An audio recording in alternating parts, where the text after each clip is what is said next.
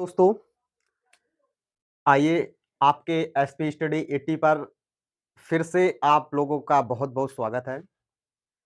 आप लोग जैसा कि पहले वीडियो में पढ़ चुके हैं कि साइकोलॉजी की क्लास में आपने देखा हमारा जो टारगेट कहें या हम हमारी सोच कहें, उसके अनुसार आज मैं हिंदी का टॉपिक स्टार्ट कर रहा हूँ, जिसमें जो डीएलएड या BEd and TET, super TET के लिए एलिजिबल होता है। जो हिंदी का चैप्टर्स जो सिलेबस होता है, वो टेट में सुपर टेट में भी आता है। तो जो पुलिस एंड रेलवे के लिए भी अवेलेबल होता है। तो इस प्रकार से ज़्यादा समय ना लेते हुए आइए फ्रेंड्स स्टार्ट करते हैं हिंदी। क्या है हिंदी? हिंदी कहाँ से स्टार्ट हुई? तो फ्रेंड्स आइए ज़्यादा समय ना लेते हुए क्लास को स्टार्ट करते हैं आज। आज हमारा हिंदी का फर्स्ट डे होगा। तो इस प्रकार से हम चलते हैं क्लास को लेके चलते हैं कहाँ से स्टार्ट होना है। तो भाई वर्ल्ड देखिए हिंदी का जो टॉपिक है सबसे मोस्टली स्टार्टिंग मान लो या मोस्टली वर्ड से ही स्टार्ट होता है। जहाँ भी आप पढ़ोगे तो वर्ड से ही स्टार्ट होगा। तो आइए फ्रेंड्स देखते हैं वर्ल्ड क्या है। ठीक है? फ्रेंड्स आइए। वर्ड देखिए फ्रेंड्स क्या है कि वर्ड भाषा की जो हम बोल रहे हैं कि वर्ड किसी भाषा की एक छोटी यानी कि या लघुत्तम कहें एक इकाई है। फ्रेंड्स लिख लेते हैं क्या कि वर्ड और किसी भाषा की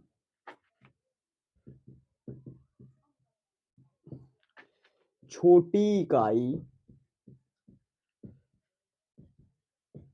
है। फ्रेंड्स क्या है कि हम बोल रहे हैं जो वो हमारी भाषा है और हम जो बोल के जो लिख रहे हैं वो हमारी क्या है वर्ड। मैंने बोला तभी तो मैंने लिखा और हम जब बोलेंगे नहीं तो लिखेंगे क्या। तो इसीलिए जो हमारी वर्ड किसी मतलब हम कोई भी भाषा बोल सकते हैं, हम किसी भी प्रकार का वाक्य बोल सकते हैं। तो ऐसा ही नहीं है कि एक ही भाषा हो, हम किसी भाषा की एक छोटी इकाई है और सॉरी या लघुत्तम इकाई है। फ्रेंड्स क्या है कि जैसे इस प्रकार से जो वर्ड है इसे हम जो ध्वनि चिन्ह इसका रूप दिया गया वर्ड का क्या कि एक भाषा एक लाइन और लिख दे, इसे ध्वनि चिन्ह भी कहते हैं। चिन्ह वैसे हिंदी में अगर हम बोले तो चिन्ह होता है, वैसे चिन्ह हम आप लोग जल्दबाजी में बोल देते हैं तो इसे ध्वनि चिन्ह भी कहते हैं। तो फ्रेंड्स ध्वनि चिन्ह कहते हैं लेकिन कुछ वर्णों को मतलब जैसे वर्ण हो गए, अब वर्णों को दो रूपों में बांटा गया है। कौन कौन से रूप है? नंबर 1 और 2। नंबर 1 में हमारा आ जाएगा स्वर, नंबर 2 में व्यंजन। ये हमारे वर्णों को दो रूपों में बांटा गया है, स्वर एंड व्यंजन। अब ये स्वर किस प्रकार से कौन स्वर बने हमारे हिंदी में और कितने स्वर होते हैं? देखिए फ्रेंड्स कि जो हिंदी में जैसे स्वरों की संख्या हम बोलें तो वैसे तो 11 होती है और जैसे कुल स्वरों की संख्या बोले तो वहां पर 13 हो जाएगी। ये फ्रेंड्स आप लोगों को पता भी होगा। तो ठीक है, तो इस प्रकार से अब ये जो वर्ड आया है, वर्ड कैसे बना या किस प्रकार भाषा बनी, हम ये भी एक बार देख लेते हैं कि क्या होता था कि जब दो लोग एक बार आपस में संकेत कर रहे थे, दो लोग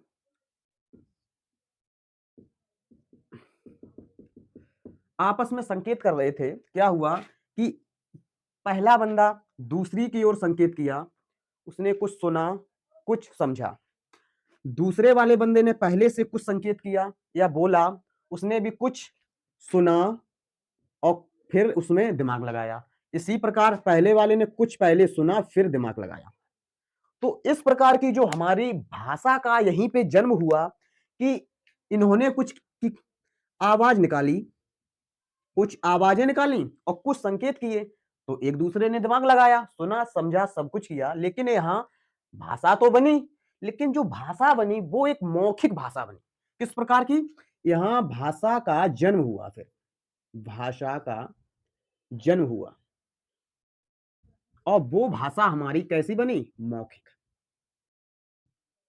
फ्रेंड्स इतना डीप तो हो सकता है आपने अभी तक ना पढ़ा हो, लेकिन मैं पढ़ाने की कोशिश कर रहा हूँ कि आई होप वर्ल्ड जहाँ से स्टार्ट हुआ, मैंने खुद पढ़ा है, किताबों में भी पढ़ा है कि यहाँ से स्टार्ट नहीं होता है।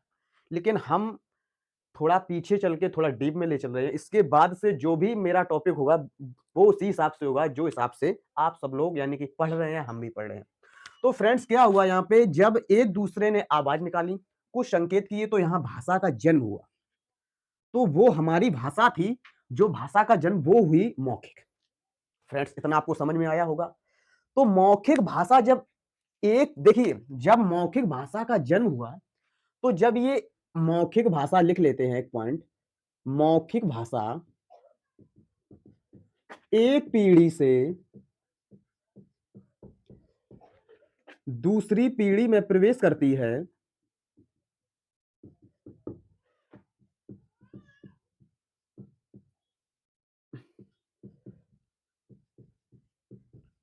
तो रूप बदल जाता है। यानी कि जब एक पीढ़ी से भाषा हमारी दूसरी पीढ़ी की ओर जाएगी, तो उसका जो रूप है वही नहीं, जो माध्यम है वही नहीं बना रहता, उसका माध्यम भी बदल जाता है, तो भाषा का रूप बदल जाता है।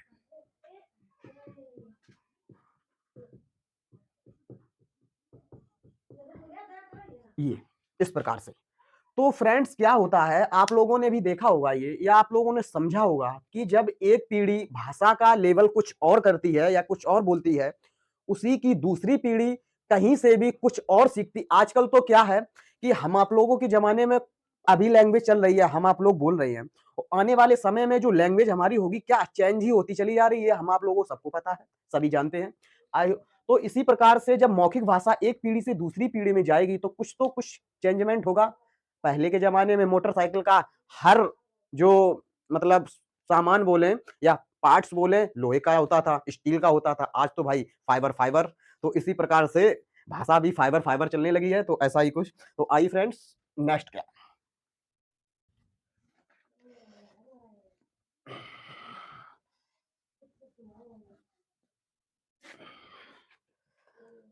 तो फ्रेंड्स वर्ल्ड हो गया, इसके बाद क्या हुआ कि जैसे कि वर्णमाला, एक बार वर्णमाला भी मतलब देख लेते हैं क्या है। वर्ल्ड तो हो गया, अब वर्णमाला एक हेडिंग बनाएं, वर्णमाला। देखिए फ्रेंड्स, वर्णमाला क्या है, किस प्रकार लिखेंगे। वर्णों के वर्णों के सुव्यवस्थित क्रम को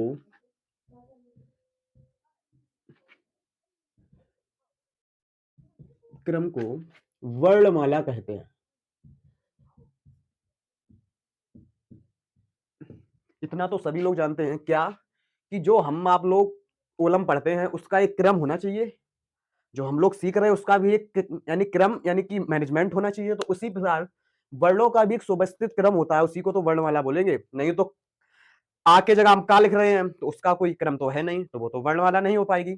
तो हम जहां से स्टार्ट करेंगे उसका एक हमारी माला भी बनाई जाती है, उसका भी एक क्रम होता है कि एक के बाद दूसरा, दूसरे के बाद तीसरा मोती पड़ेगा, तभी हमारा माला बनता है। तो इसी प्रकार से हमारी वर्णमाला की भी एक माला होती है, उसी को हम वर्णमाला कहते हैं।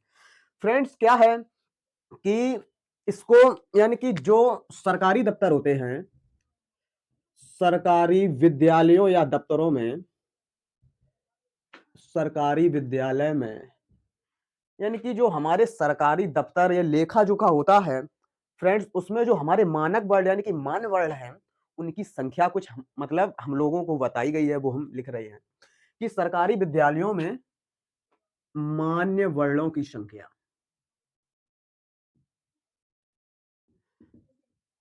फ्रेंड्स क्या हम लोग तो सभी वर्ण पढ़ लेते हैं और सभी हम लोगों को पढ़ना भी अनिवार्य होता है फ्रेंड्स। तो कुछ मतलब सरकार ने कुछ ऐसे किए कि हमारे वर्ण अलग रहे, तो उनकी संख्या बताई है फ्रेंड्स, कितनी होती है 49 संख्या यानी कि है। ये हमारी सरकारी जो काम काज या सरकारी विद्यालय कहें या मतलब सरकारी के हिसाब से 49 होती है। फ्रेंड्स अब क्या है कि जो वर्ण है, ये वर्ण किस प्रकार से आगे बढ़ा है, किस प्रकार से चला, कि फ्रेंड्स क्या है कि इस समस्या से बचने के लिए यानी कि भाषा जो हमारी वर्णमाला की थी, इस समस्या से बचने के लिए जो कुछ आवश्यक चिन्ह थे, उसी को हम वर्ण कहेंगे। स्टार्टिंग में क्या हुआ कि वर्ण को यानी कि समझने के लिए कुछ लोगों ने चिन्ह पहले से दर्शाए, तो वो चिन्ह क्या बनाए, जैसे कि वर्ण के बाद यानी कि वर्ण लिख देते हैं, वर्ण जैसे आ, बड़ा आ, ई, बड़ी ऊ, बड़ा ऊ, इसके बाद डॉट, यानी कि जब तक हमारी वर्णमाला कंप्लीट नहीं हो गई, जब तक ये चिन्ह दर्शाए, उन्हीं को क्या वर्ण कहा गया। तो फ्रेंड्स, अब होता ये है कि वर्णों को मिलाकर अब यही जो हमारे चिन्ह कहें या हम इनको वर्ण कहें, इन्हीं को मिलाकर शब्द बनाया। तो क्या शब्द बनाया, देखिए फ्रेंड्स, इसके बाद क्या हुआ, शब्द आए। शब्द आए किस प्रकार आए, जैसे कि शब्द हमारा बना, जैसे कि मां मिल गया, हा मिल गया और ला मिल गया। महल बन गया, बड़ा ता मिल गया, बड़ा ला मिल गया, वाह, तालाब बन गया, बड़ा ता बन गया और ज्या बन गया, ताज बन गया। इस प्रकार से शब्द की उत्पत्ति हुई है।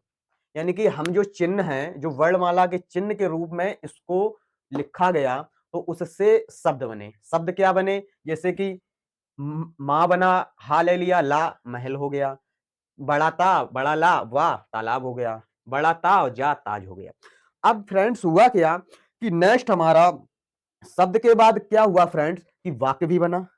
अगर यहीं से तो काम अगर चल जाता तो यहां तक तो ठीक था, लेकिन यहां तक हमारा काम नहीं चल पा रहा था, तो इसीलिए कुछ आगे भी क्या वाक्य बनाए गए। आइए फ्रेंड्स देखते हैं क्या वाक्य।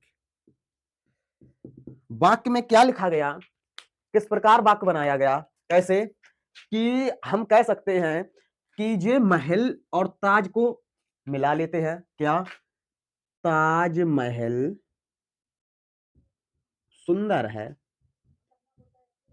फ्रेंड्स, ये बिल्कुल समझने वाली बात है कि जो हमारा वाक्य यानी कि वर्ण, वर्ण से शब्द बना। शब्द किस प्रकार, ये जो हमारे वर्ण या शुरुआत में चिन्ह, वर्ण चिन्ह बोले गए थे, उन्हीं से वर्ण बना। वर्ण से शब्द, शब्द क्या, ये आए आपके शब्द। शब्दों से वाक्य भी यहां तक काम चल जाता तो इनका कोई मतलब ही नहीं था, तो यहां तक काम नहीं चला, इसलिए वाक्य बनाए गए। वाक्य क्या, ताजमहल सुंदर है, या हम कह सकते हैं कि अमरूद मीठा है। ये क्या है, वाक्य बना। फ्रेंड्स, फिर भी हमारा यहां तक काम नहीं चलने वाला था और ना चला और ना चल सकता था। इसीलिए क्या फ्रेंड्स, यहां से हमारी जो वाक्यों को जोड़कर एक भाषा का निर्माण किया गया फ्रेंड्स। यानी कि वाक्यों को जोड़कर एक भाषा का निर्माण किया गया। वो क्या भाषा थी, किस प्रकार थी, आइए फ्रेंड्स देखते हैं। जैसे आम बहुत मीठा था, जो मेरे घर के आगे बाग में लगा था। ये फ्रेंड्स, यहां क्या हुआ, यहां तो वाक्य से ही काम तो चला ही नहीं, फिर क्या हुआ कि भाषा भी चाहिए। तो भाषा में क्या, वाक्यों को जोड़कर ही तो हम भाषा बना सकते हैं। तो भाषा का निर्माण इस प्रकार हुआ कि यहां ले लेते हैं कि अमरूद को उठा लेते हैं। अमरूद बहुत मीठा था, जो हमारे घर के आगे वाले बगीचे में पेड़ या पौधा लगा था। ठीक, यहां तक काम हो गया। तो यहां तक जो हमारा ये काम हुआ है फ्रेंड्स, ये इसने हमारी क्या की, भाषा की शुरुआत की। फ्रेंड्स, बहुत इंपॉर्टेंट चैप्टर भी है और बहुत इंपॉर्टेंट बात भी है। जो भाषा का तो निर्माण हो गया फ्रेंड्स, इस प्रकार से वर्ण क्या, जो हमारा आज हिंदी में जो कॉपियों में जो वाक्यों का भंडार है, वो इस प्रकार से आया फ्रेंड्स। आप लोगों ने लिख लिया होगा और पसंद भी आ रहा होगा। फ्रेंड्स, आइए आगे चलते हैं।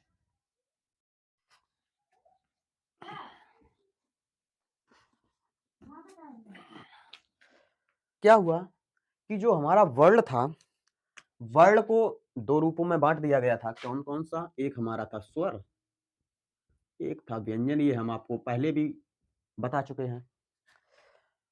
तो फ्रेंड, स्वर क्या होता है, ये भी तो हम जाने। स्वर हमने तो बता दिया स्वर क्या है, तो स्वर क्या है ये भी हम जान लेते हैं। आइए फ्रेंड्स हेडिंग बनाएंगे कि स्वर।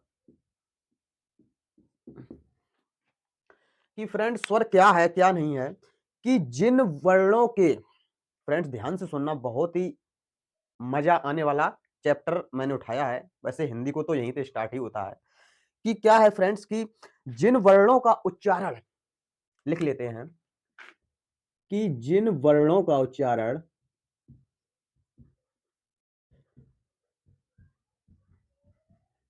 हम लिख लेते स्वयं या स्वतः, जिन वर्णों का उच्चारण स्वयं हो, अर्थात जिनके उच्चारण में किसी दूसरे वर्ण की आवश्यकता ही ना पड़े, उसे स्वर कहते हैं। बस इतना याद करना है कि जिन वर्णों का उच्चारण स्वयं या स्वतः हो, अर्थात किसी दूसरे की आवश्यकता ना पड़े,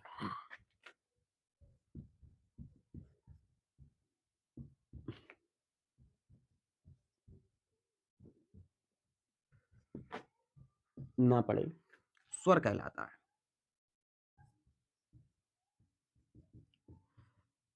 फ्रेंड्स आप लोगों को समझ आ गया होगा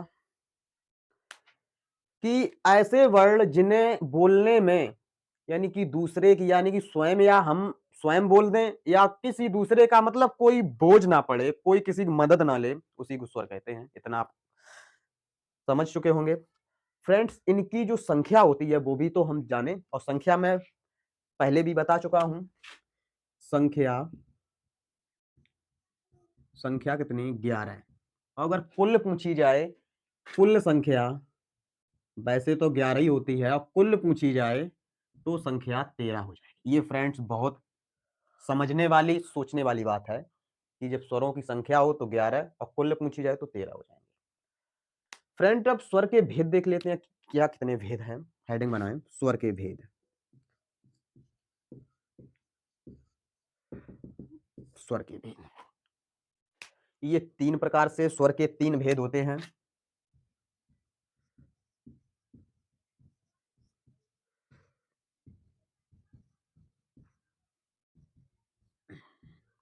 फ्रेंड्स कौन कौन होते हैं ये भी हम देख लें। तो नंबर 1 डालेंगे। नंबर 1 जो हमारे स्वर हैं वो 3 प्रकार, 3 रूपों में बताए गए हैं। तो नंबर 1 डालें ह्रस्व या दीर्घ।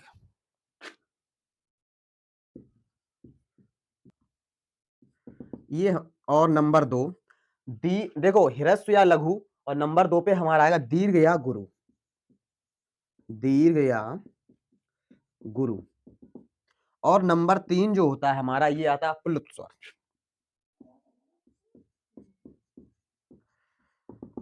अब फ्रेंड्स क्या है कि जो ह्रस्व या लघु, यानी कि बिना मात्रा के, कोई मात्रा ना हो, बस एक मात्रिक स्वर बोलते हैं, जैसे आ ई उ। आ ई उ और हमारे ऋषि रिधि, ये एक मात्रिक स्वर बोल दें, या मतलब इनको एक ही मात्रिक बोलें। और इससे दीर्घ में क्या होता है, जिसपे मात्रा चढ़ जाए उसे दीर्घ कहेंगे। तो जैसे इसमें छोटा आया, उसमें भाई हमारा बड़ा आ जाएगा। आ ई उ ए ओ आई, ऐसे स्वर हमारे आ जाएंगे।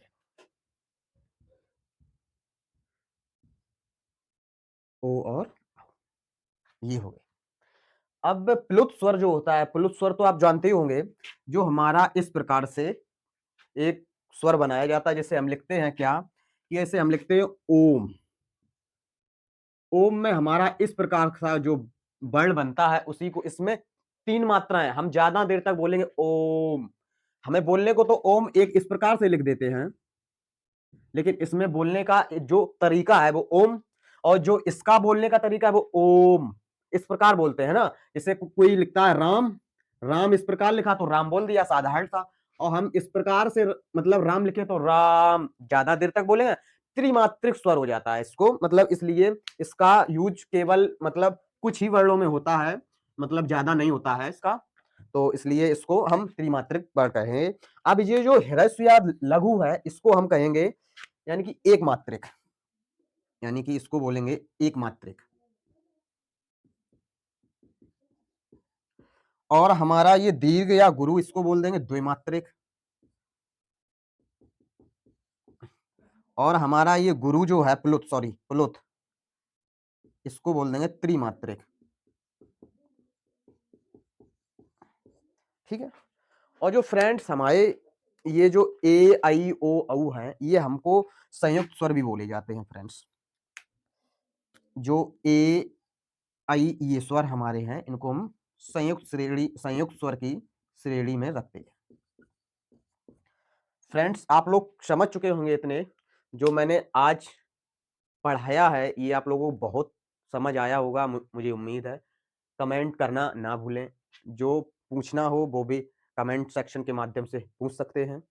और आज की वीडियो तो स्टार्टिंग में अगर ये हाल है तो आगे चल के आप लोगों का विश्वास होगा, क्या कुछ हमको इस चैनल पर मिलने वाला है, ये भी आप लोग समझ चुके होंगे। तो फ्रेंड्स डेली की अपडेट के रोज के हिसाब से ये चैप्टर आज का चलेगा, और जो भी टेट सुपर टेट की प्रिपरेशन कर रहे हैं, साथ ही जो डीएलएड भी कर रहे हैं, उनका भी ये टॉपिक तो है ही है। तो उन स्टूडेंट से मतलब ये है कि इस चैनल को शेयर, सब्सक्राइब, लाइक, जो हमारा एसपी स्टडी 80 है, इसको आगे बढ़ाएं। और आपका एक लाइक से आपका कुछ नहीं जाएगा फ्रेंड्स, आपको कुछ यहाँ से मिलेगा, ये हमारा वादा या हमारी उम्मीद समझ लो। फ्रेंड इस प्रकार से इस चैनल को आगे बढ़ाइए। मैं फिर बोल रहा हूँ, SP study 80 share, subscribe, like जरूर करें। बहुत बहुत धन्यवाद।